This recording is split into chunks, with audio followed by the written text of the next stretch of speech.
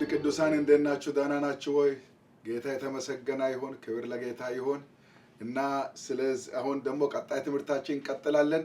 እስቲ ጌታ እንድናገረን እንጸልይ። ጌታ ሆይ ስምህ የተባረከ ይሁን።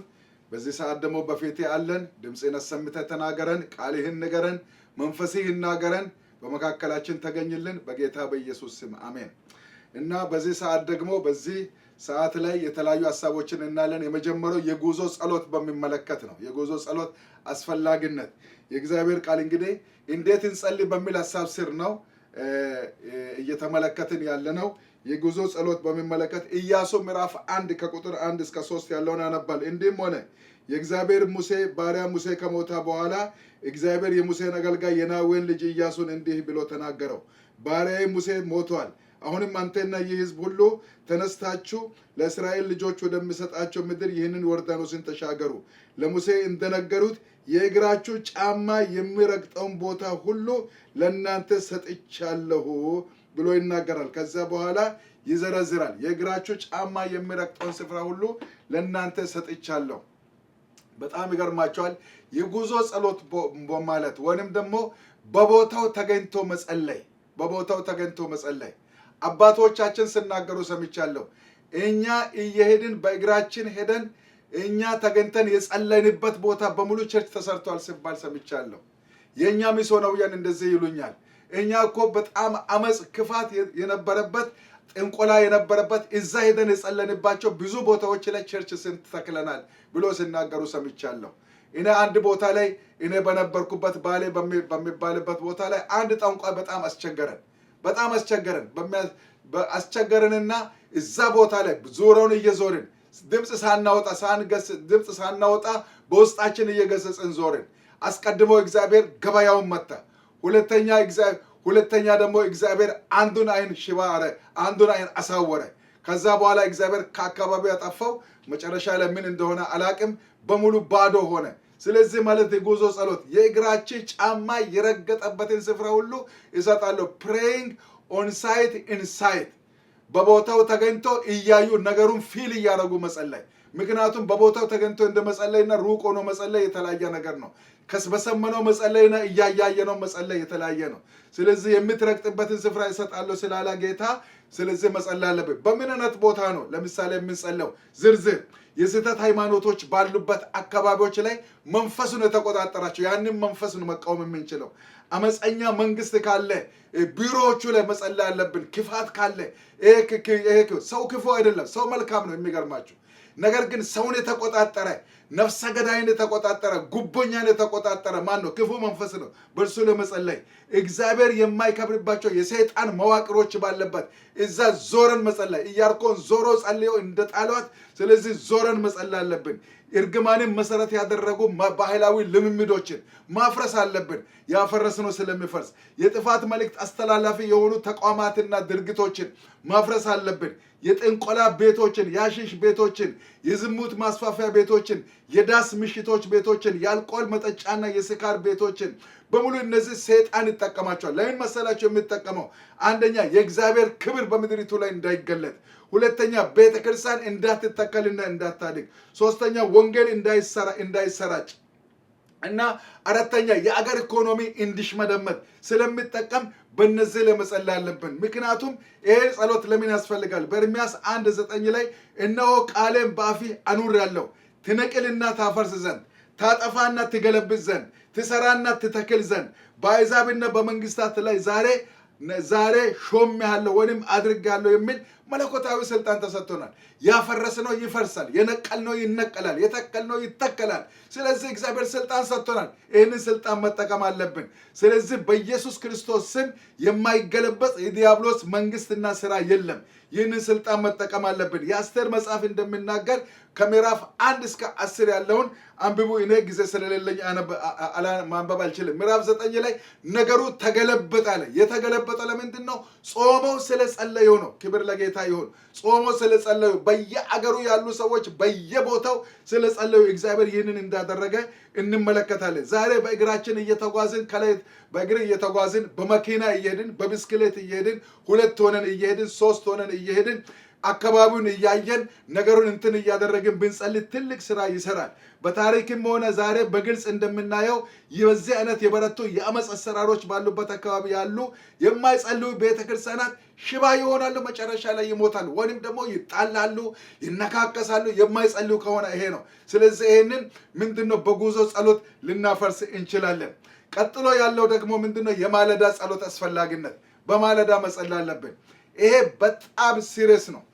ልነግራችሁ ይፈልጋለሁ። ከጸሎቶቻችን ሁሉ ዋናው ጸሎት ይሄ ጸሎት ነው። በማርቆስ ወንጌል ምዕራፍ 1 ከቁጥር 35 ላይ ኢየሱስ እንዴት እንደጸለየ ኢየሱስም ገና ሳይነጋ ማለዳ ሳለ ሌሊት ወጥቶ ወደ ምድረ በዳ ሄዶ ጸለየ።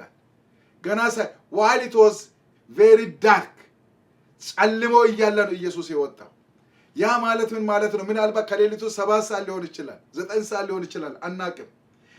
አንድሩ ሙሬ የተባሉ ሰው እኔ ማንንም ከማየቴ አስቀድሞ በማለዳ እግዚአብሔርን መገናኘት ከምንም ነገር በላይ እንደሆነ አምናለሁ። አንድሩ ሙሬ የሚባሉ ሰዎች ደቡብ አፍሪካ ላይ ትልቅ ሪቫይቫል እንዲፈጠሩ ምክንያት የሆኑ ሰው ናቸው። እኚህ ሰውዬ ትልቅ ሪቫይቫል ምክንያት ሆነዋል። እዛ ደቡብ አፍሪካ ላይ አግኝቻለሁ። እንደው እግዚአብሔር በዚህ ሰው ላይ የሰራው መንፈስ በእኔም ለስረ ብዬ ጸሎት ያደረኩበትን ማስታውሳለሁ። ኮሪያ በጣም ድሆች ነበሩ፣ ችግርተኞች ነበሩ። ከጦርነት የተነሳ የዛሬ 60 ዓመት ከባድ ችግር ነበረባቸው። ነገር ግን የሌሊት ጸሎት ሌሊት 10 ሰዓት ወደ ቸርች እየሄዱ ተራራ እየወጡ ጫካ እየሄዱ ጸለዩ። ዛሬ በዓለም ላይ በኢኮኖሚ እንኳን አንደኛ ከሚባሉት እግዚአብሔር እንዳደረገ እናያለን። ስለዚህ ስለ ማለዳ ጸሎት ስንመለከት ሞሪም ሌሊት ማለዳ ማለት ሌሊት ማለት ነው። 12 ሰዓት ማለት ማለዳ የሚለው ነገር ከሌሊቱ 6 ሰዓት ጀምሮ ማለዳ ነው የሚባለው በፈረንጅ አቆጣጠር። ስለዚህ ሌሊት መነሳት አለብን። ሌሊት ተነስተን የምንጸልይ ከሆነ በእግዚአብሔር ፊት ለምሳሌ በተለይ ከሌሊቱ 7 ሰዓት ወይም ከሌሊቱ 9 ሰዓት ላይ ተነስተን መጸለይ በጣም አይነተኛ የሆነ ጸሎት ነው። ለምንድን ነው ብትሉ ይሄ በጣም የሚጠቅመው ጸጥታ ያለበት ሰዓት ነው። እግዚአብሔር ደግሞ ጸሎታችንን ሊሰማ እርሱም የሚፈልግበት እኛም ጸጥ ብለን ከአምላካችን ጋር የምንነጋገርበት ሰዓት ነው። በተለይ እናቶች ይሄንን እድል ደግሞ ተጠቀሙ። ምክንያቱም እናንተ ገና ስነጋ ቁርስ መስራት፣ ልጆችን ትምህርት ቤት መላክ ምን ማለት ስለሚኖር ሌሊት መነሳት በጣም ወሳኝ ነው። ለዚህ ደግሞ ጠቃሚ የሚሆነው በጊዜ መተኛት ነው። በጊዜ ለመተኛት ደግሞ እራት በጊዜ መስራት ነው። ስለዚህ እኛ እራት ባራዘምን ቁጥር በድካም ቆይተን ስንተኛ ሌሊት መነሳት አንችልም። የሌሊት ጸሎት የሰይጣን ኃይለኛ ጠላት ነው። ማለዳ በደንብ ጠግባ የበለችውን ዶሮ ሸለመጥመጥ እንኳን አያነሳትም ይባላል። ስለዚህ ማለዳ ላይ የእግዚአብሔርን ቃል መጥገብ አለብን። ተግተን ደግሞ መጸለይ አለብን። ኢየሱስ ክርስቶስ በዛን ጊዜ ይጸልይ ስለነበረ የእግዚአብሔር ቃል ምን ይላል? ሁሉ ይፈልጉሃል አለ። ሌሊት ተነስተው የሚጸልዩ በጸሎት የሚተጉ ሰዎች ተፈላጊዎች ናቸው። አገልጋይ ትፈለጋለህ፣ ተፈላጊ ትሆናለህ። ያንን የምታደርግ ከሆነ እግዚአብሔር ይህን ደግሞ እንድናደርግ እግዚአብሔር ይፈልጋል። የሌሊት ጸሎት ማለት በጣም ወሳኝ ጸሎት ነው። ሌሊት ተግተን የምንጸልይ ከሆነ ቀኑን ሙሉ ሰይጣንን ድል እናደርጋለን። ሰይጣን እኛን ሊያሸንፈን ሊያውከን ስራችንን እንቅፋት ሊፈጥር አይችልም። ሌሊት የማንጸልይ ከሆነ እያንኮራፈን የምናድር ከሆነ ቀኑን በሙሉ እየታወክን እንውላለን፣ እየተጣለን እንውላለን። ስራችን እየተበላሸብን የማይሳካልን ሰዎች እንሆናለን። ስለዚህ ሰክሰስ ከዚህ ነው የሚመጣው ማለት ነው። ሌላው ደግሞ ቀጥሎ የምናየው ደግሞ ምንድነው? የጸጥተኛ ሰዓት ጸሎት። ጸጥተኛ ቦታና ጸጥተኛ ሰዓት በጣም የሚገርም ነው። ሌሊት ጸጥተኛ ሰዓት ከሆነ ጸጥተኛ ቦታ መምረጥ አስፈላጊ ነው። በማቴዎስ ወንጌል 17:1 ላይ ኢየሱስ ክርስቶስ ወደ ተራራ ሄዶ ጸለይላል። ይሄ ጸጥተኛ ቦታን ያሳያል። ኢየሱስ ክርስቶስ ወደ ተራራ ሄዶ በማርቆስ 1:35 ላይ ኢየሱስ ወደ ምድረ በዳ ሄዶ ጸጥተኛ ቦታ ነው። ስለዚህ ጸጥተኛ ቦታ በጣም አስፈላጊ ነው። ሐዋርያት ሥራ 1:12-14 ባለው ላይ ሐዋርያት ሰገነት ላይ ወጥተው ጸልዩላል። ጸጥተኛ እግዚአብሔር የጸጥታ ኮሙኒኬሽን ይፈልጋል። በጸጥታ ከእግዚአብሔር ጋር በምንገናኝበት ሰዓት እግዚአብሔር በዚህ በጣም ደስ ይለዋል። ጸጥተኛ ቦታ ከምን ጋር ይያዛል? ጥሩ ስፍራ ማዘጋጀትን ይፈልጋል። አንደኛውና በቤታችን የጸሎት ቦታ የጸሎት ክፍል ማዘጋጀት አለብን። ለምሳሌ የመኝታ ክፍላችን ጥሩ የሆነ የጸጥተኛ ቦታ ነው። የመኝታ ክፍል አንዳንድ ጊዜ ደግሞ ሳሎናችን መኝታ ክፍል በጣም እንትን የሚል ከሆነ ሰው በተኛ ሰዓት ሌሊት ተነስተን ሳሎን መተን ጸጥ ብለን መጸለይ እንችላለን። ይሄ በየቤታችን የምናደርገው ነው።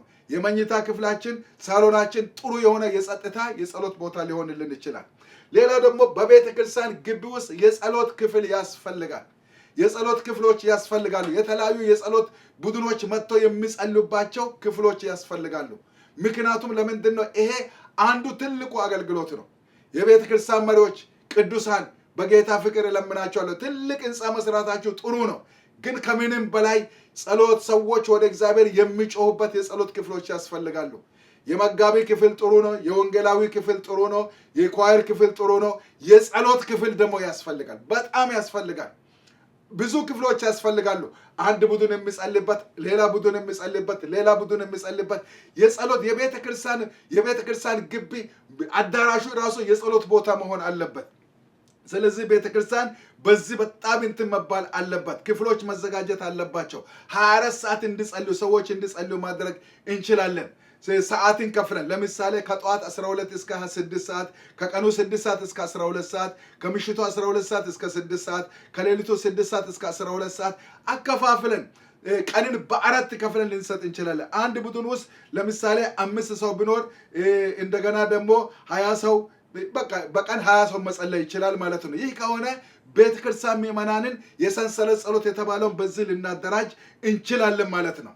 ስለዚህ እነዚህ ሁኔታዎች የሚመቻቸው ከሆነ ቤተክርስቲያን በእውነት በጣም ውጤታማ ትሆናለች። ይህን ሁኔታ ለማመቻቸት የማይቻል ከሆነ የትኛውንም ቦታ የጸሎት ቦታ አድርገን ለመጠቀም እንችላለን ማለት ነው።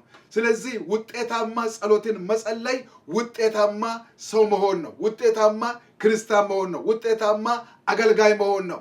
ውጤታማ ሰው ሆነን ጌታን ዳግም ምጽአት እንጠብቃለን ማለት ነው።